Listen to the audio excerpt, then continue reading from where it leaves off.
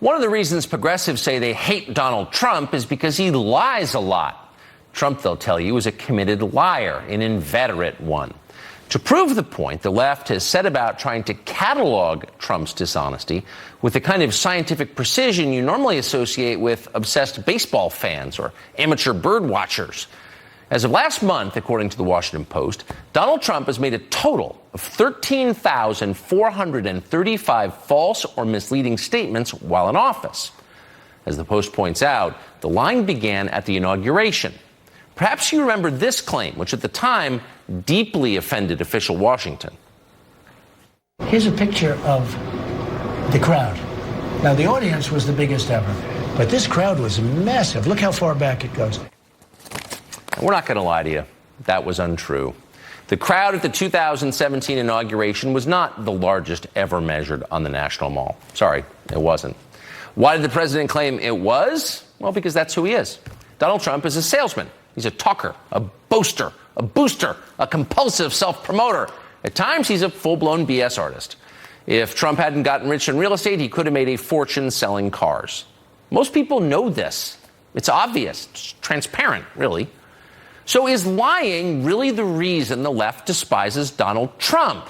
Or could the problem be, as is so often the case, the exact opposite of what they claim it is? Think back over the last 4 years. When have the CNN anchors been the angriest? Was it when Donald Trump told some whopper or exaggerated his own accomplishments? No. They're used to that kind of lying. Everyone who spends time around politicians is used to it. What infuriates official Washington is not when Trump lies, it's when he tells the truth. Truth is the real threat to their power. There's an unspoken agreement among the people in charge of our country not to talk about what has happened to it. They are personally implicated in its decline, for one thing. Often they're profiting from it.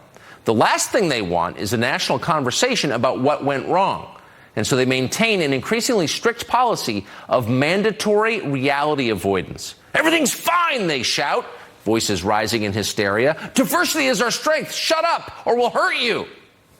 But Trump won't shut up. He keeps talking. That's his crime. That's why they hate him. It started with his very first speech as a presidential candidate. When Mexico sends its people, they're not sending their best. They're not sending you. They're not sending you. They're sending people that have lots of problems, and they're bringing those problems with us. They're bringing drugs. They're bringing crime. They're rapists. And some, I assume, are good people. Now, Trump didn't claim that everyone coming over the southern border is a criminal, but some are. And that's true. And precisely because it is true, you are absolutely under no circumstances allowed to say it. Acknowledging that not every illegal alien improves America raises an uncomfortable question. If illegal immigration has a downside, then why has Washington allowed so much of it? If the people in charge actually cared about us, they would protect our borders. But they don't care, so they've let millions and millions of foreigners, whose names we don't even know for certain, stream in from abroad to use our services, lower our wages, and yes, in some cases, commit crimes. That's all true, which almost by definition made it unacceptable to say. The news anchors pretended that by saying it, Trump was somehow attacking defenseless Mexicans.